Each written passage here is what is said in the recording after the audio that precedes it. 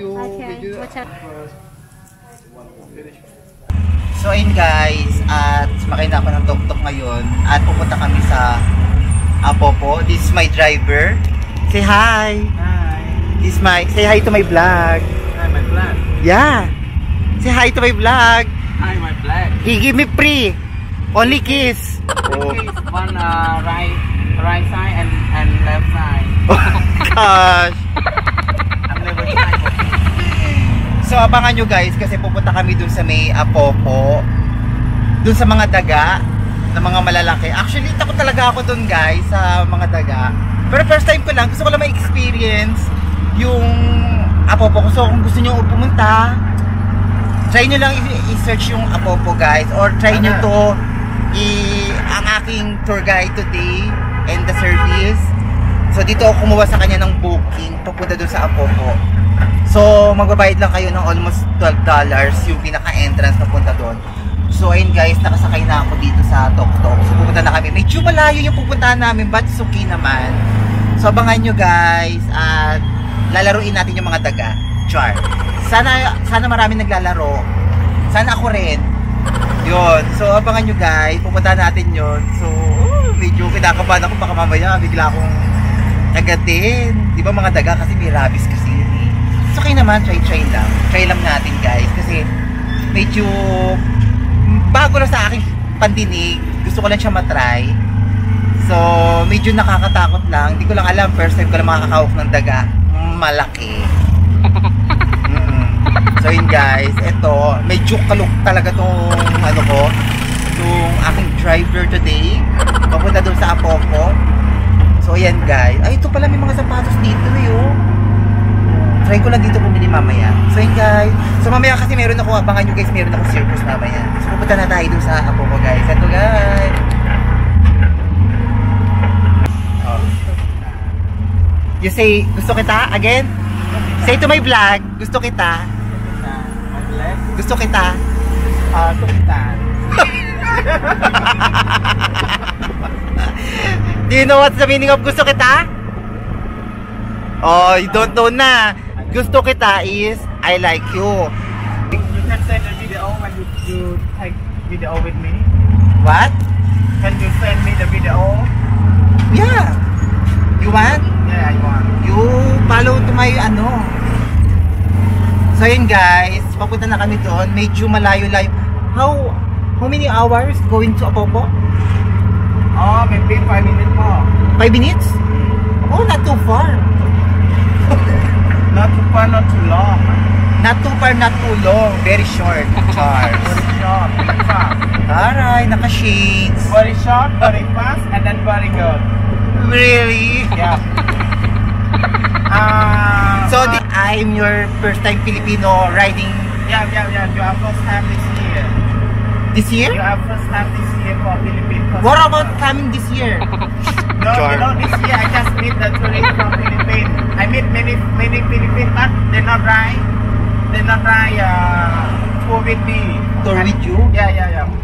And then I just meet you today, and you are right me. You are first my customer this year. This year? Yeah, this year. Maybe I am the first and the last. This month. And then I just say to the Philippines, cause You say ma. and if you go with me, I can discount for you, not discount for the money, I discount for the piece. You discount me but only kiss. Yeah, only Yun. You discount me dollar, right not side kiss. and left side. Where? 3 kiss and 3 times. Taray mo, pakis-kiss ka na lang ha. 3 kiss, 3 times. Ayoko ng kiss. Nakakaloka. Nangingi ako ng discount, kiss talaga. So yun guys, medyo kalog-kalog talaga itong nakausap guys. So mabait naman siya guys. So what's your name? My name is Tawi. What? My name is Tawi. Tawi? Yeah, Tawid? I am 36 years old. Do you know what's the meaning of tawid in Filipino? I don't know. Tawid is tatawid, walking over there. walking like there, there.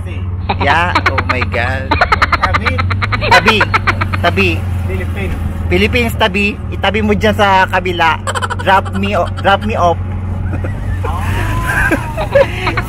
That's the meaning of tabi.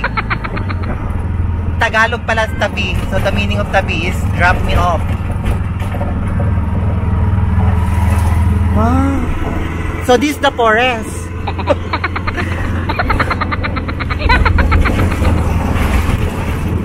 Oh.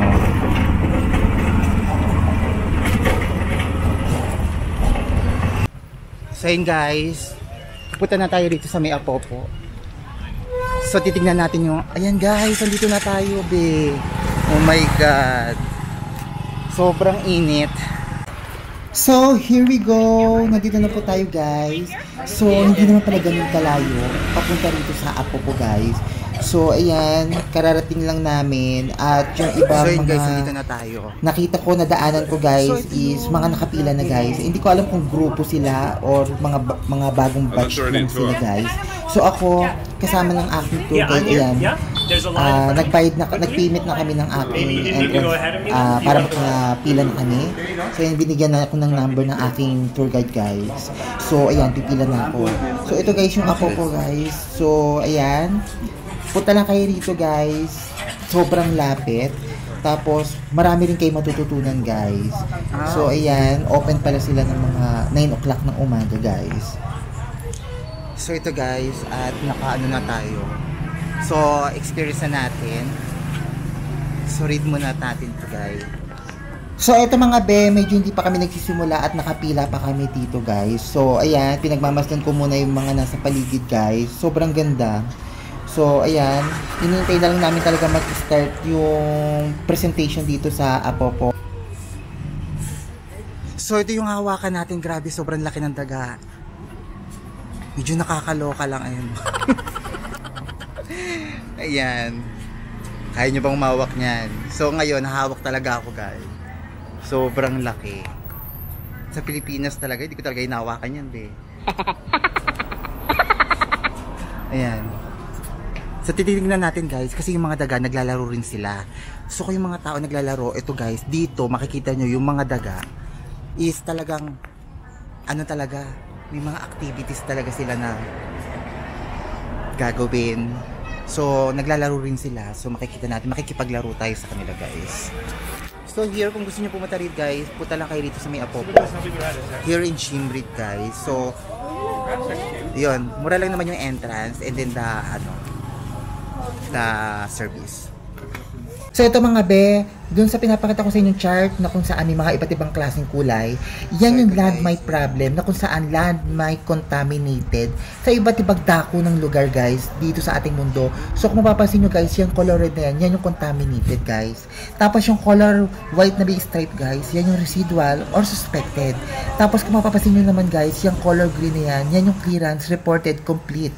Tapos yung color white naman, yan yung no evidence of mine areas guys. So sa iba't ibang dako ng mundo guys, mapapansin nyo, yan, color din, sobrang dami ng mga contaminated. So ito mga bek, kung mapapansin nyo guys, kaya ako pumunta rito is gusto ko magkaroon ng knowledge about sa mga daga na kung saan malaki palang tulong sila. Almost kasi mga pitbull, mga aso ang ginagamit nila para makadetect sila ng mga chemical compound, something like that, yung mga mine na mga binabaon sa lupa na hindi natin alam kung saan nila binabaon.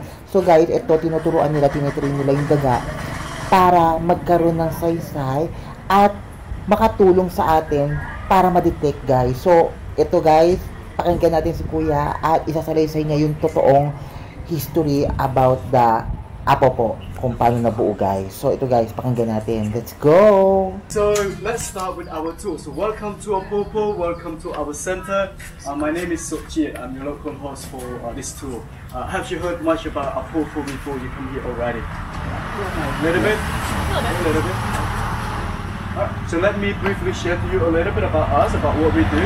Apopo, we are a Belgian non-profit organization specialized in breeding, training, and using the African giant couch rat for mine clearance and also for tuberculosis screening. So we've been doing this work for over 20 years now as a Belgian organization, but you know we are based in Tanzania. at a city called Morogoro.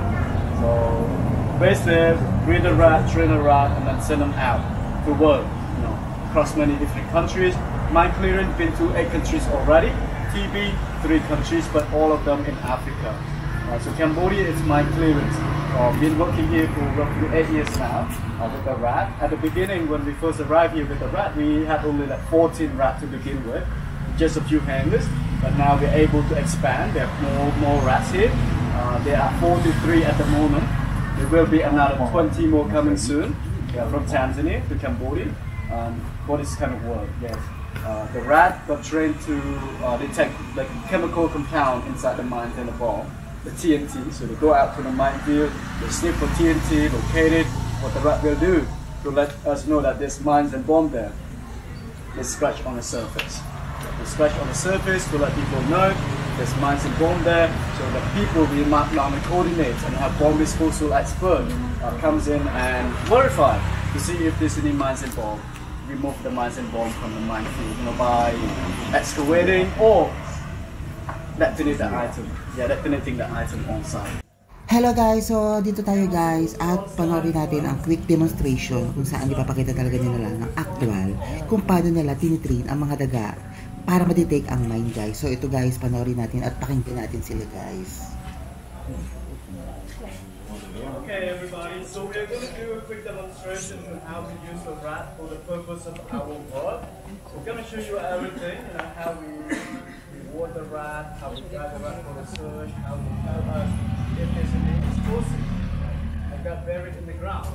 So this is the setup. You may notice this long rectangular grid. This is a small version of the field, but they have printed tape that put down the side. Everything sets up on a minefield.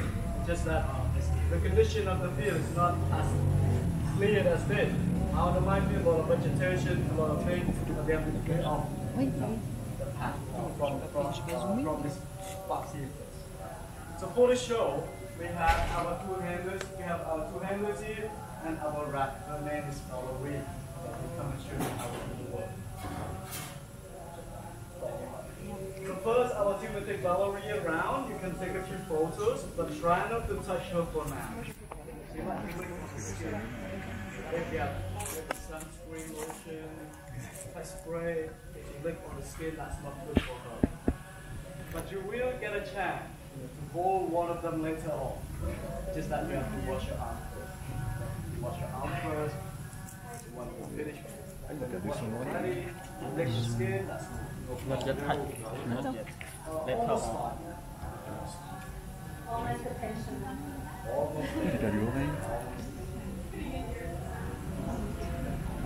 She has been on the field before, but right now just helping us here for the tour, for the photo.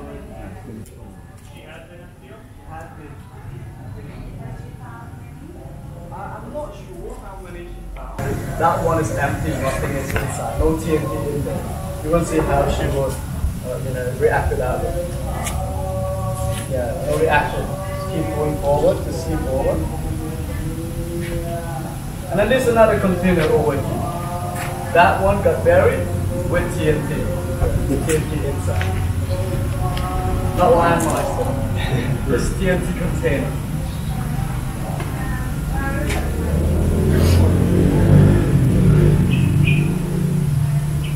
You can smell it 1 meter down without any problem. Yeah, looking for TNT and to the side, 1 or 2 meters around, no problem for our addict. Say 1 or 2 meters around. Start scratching a little bit earlier. That's a signal to the handler that hey, something is hit. TNT item. Yeah, that's a signal. Then there's a click. She found it right there. See that metal item? The click here, you just say, hey Valerie, you did work on here. Got some big work for you. Yeah, some peanuts. Yes, some peanuts. You go to find it again, same one. Reconfirm, yes. By the same location. Scratch again. There's another click. The handlers, yeah, is here. How long do they work for? Do they work for the whole day? Or? 3-4 hours only, but on location. Yeah, not the whole 3-4 hours. We go out as a group, as a team, like 8-10 rats, work on location. First one would like work half an hour, and then they take a break. The other one would go out half an hour, and then rotate again, back and forth. How do you know that the perimeter is safe for the hammer? So on the mic, you have to do some preparation first. One is to prepare the part for the handlers. Another one to prepare the part for the rat. So for the handlers, prepare that with metal detector. So no mines over here. This part have mines still, but there's a lot of vegetation. You have to clear the vegetation so that the rat can do the work. So we take the machine, we call a brush cutter machine, right down there on the side with the arm, swing off the top of the vegetation, and then the rat can do the work after that. And the machine doesn't make enough vibration to cause It could. It could. So the purpose of the machine, one is to remove the vegetation, second, neutralize tripwire, and also to loosen the soil a little bit. Too easy for the rat to detect where the TNT items are. So Valerie is done now. Valerie is done. Okay, thank you. Thank you. Right. So here we show you pretty much everything, both how we use the rat and how we reward them. And on the line field, we don't do the click, we don't do the reward. Reward and clicker only for their training. That's how we train them to target items with TNT. Find it, we get the reward. So ayan, hahawak tayo ng daga.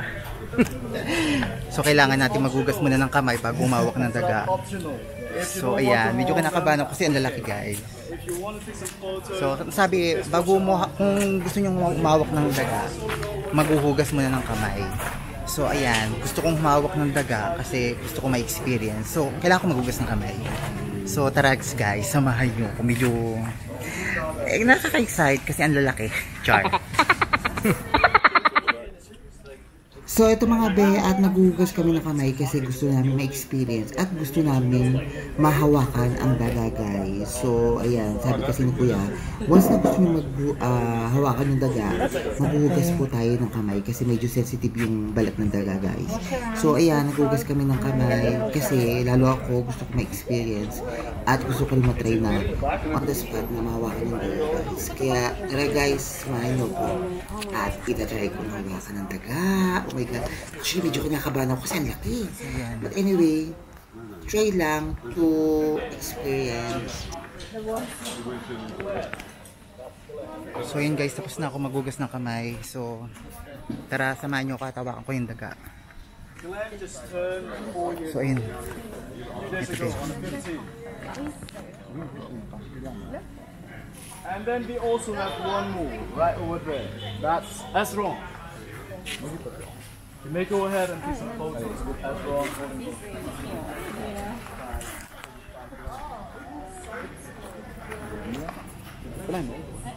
Yeah, so this one. We got some rat mangoes over there.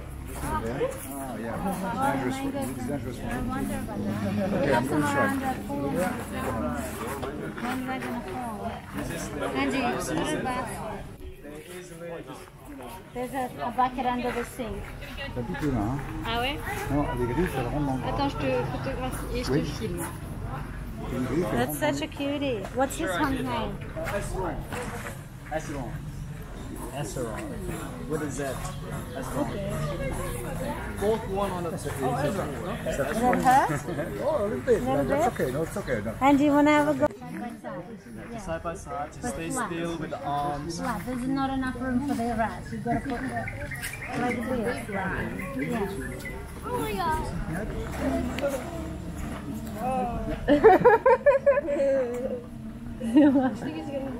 That's such a cute rat. It is. It looks good on you. Oh no, I forgot. Yes, right? I took a picture. He's great. Oh, she did tell me. Ooh. Oh my god. Now look at the tail going. It's over the shoulder. Okay. Ah! He doesn't hurt. It'd be ticklish. Is it ticklish? Oh, stop. They're very clean. He's very clean.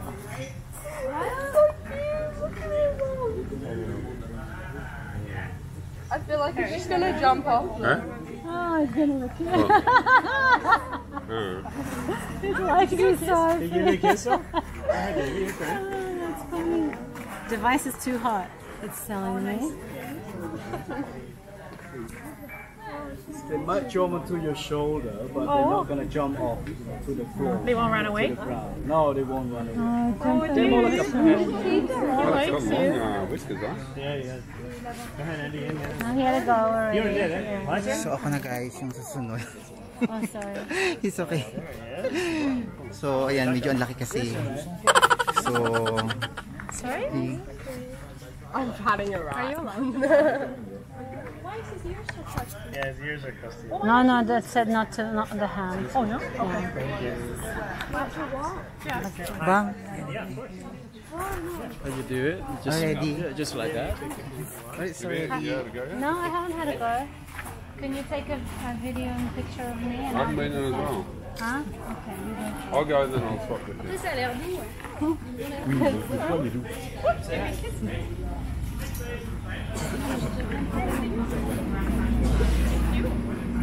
Mom, we should hold it. I will. Yeah, I just had a turn. Yeah. He's very good. Do you want me to take a picture of you? No, no. He's got his Oh, you movie. got Thank one. you. Okay. Medyo- Watch out. I'm so scared. Oh my God. Yung Philippines, very... Thank you. Thank you. Is that? Oh my God. Oh yeah. Yan, medyo nakakabalang. Your turn? Yung mga kuko tutulis. So, kailangan pa niyang magpa-pedicure. Up on the shoulder. So, magugas muna ako ng kamay, guys.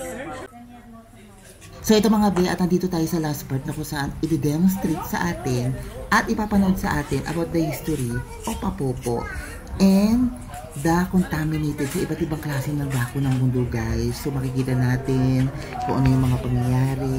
So, ayun So guys, samahan niyo ako at panoorin natin, guys. Ng mga Actually, first time ko lang siya. So, ito, guys. Ito, bago tayo manood, guys, pwede kayong pumunta rin sa kanilang museum.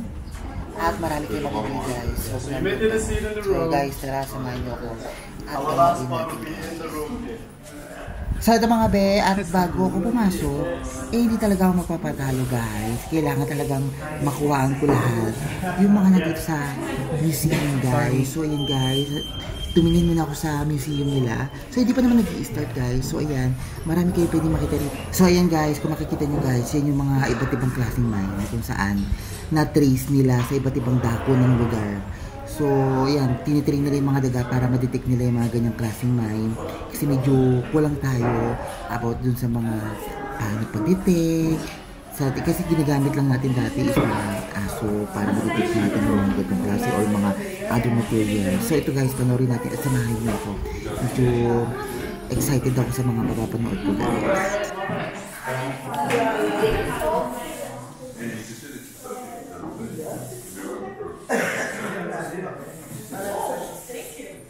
Communities across the globe. Since our first project's training rats to safely detect landmines, to detecting tuberculosis in a fraction of the time it takes a clinician. For 25 years, our scent detection animals have been saving lives and communities. We've returned 76 million square meters of land. We've diagnosed 25,000 new tuberculosis cases. That's 40% more than traditional methods. At Apopo, we are very proud of what we accomplished in the past 25 years, and I can't thank our generous donors and our hardworking team enough for that.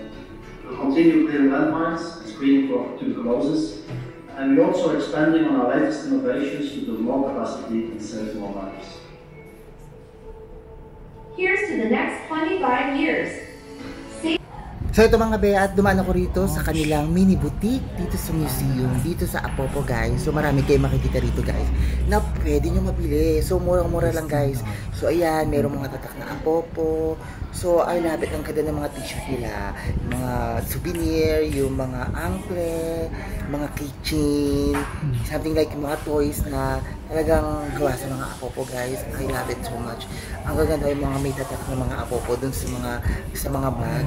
I love it. Ang gaganda ng mga design. So guys, yan, makikita yung lahat yan dito lang sa Apopo. So guys, punta lang kayo rito. At mainggan nyo kayo sa makikita nyo. Marami kayong matututunan. Maganda yung makapanood nyo.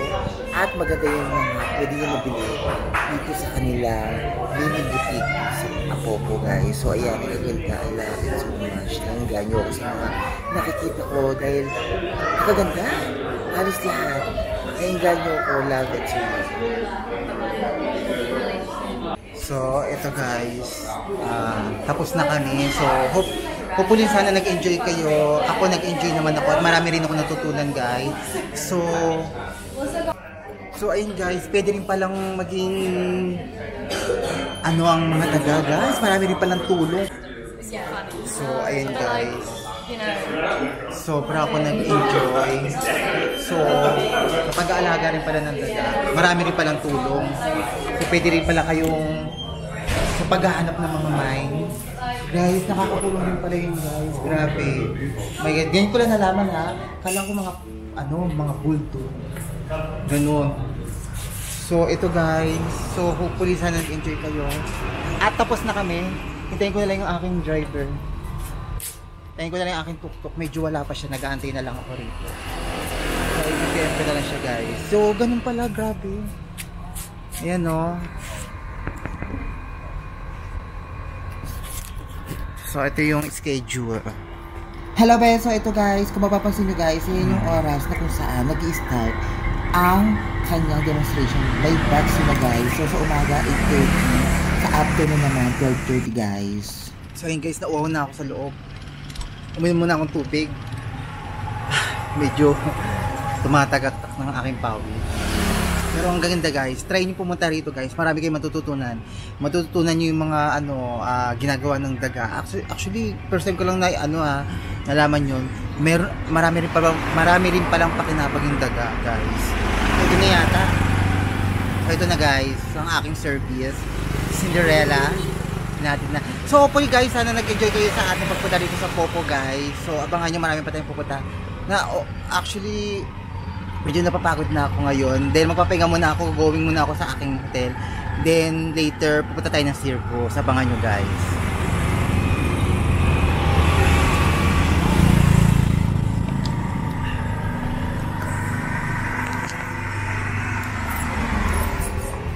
So this is my car. Oh my god. Oh my god.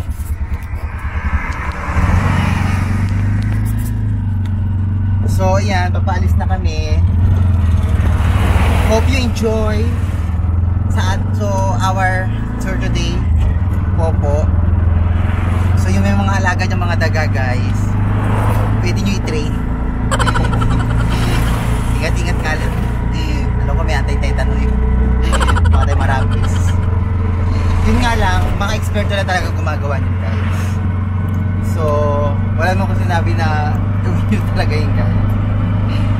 Sa mga eksperto lang natin, ubaya natin guys. So yun, hopefully sana nag-enjoy kayo at marami kayo natutunan sa ating pagpunta rin sa may Apopo, sa may mga rats. Actually, first time ko na lang talaga makahawak ng malaking ganun kalaking daga.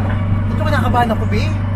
Kasi baka mamaya biglang nagkatin ng ko yung balat ko alam mo na, wala yung hospital dito. Mamaya may dito. Hopefully, sana nag-enjoy kayo. So hanggang dito na lang tayo guys. Bye-bye! Abangan nyo guys, pupunta tayo mamaya circus. So first time ko lang talaga makapunta doon. Here in Siem Reap, Cambodia. So yun guys, medyo mainit. Diretso na kami sa aking tutuluyan. Yeah. In airplane? When I go back to Philippines, I'll take that. Okay. You want to insert to the jar? So sabi raw niya, pag pumunta raw ako ng Philippines, magdala raw ako nito. Itong mga bato-bato na to. Ang bigat-bigat ito sa luggage. Dadagdagan pa ng papabigat ang luggage ko.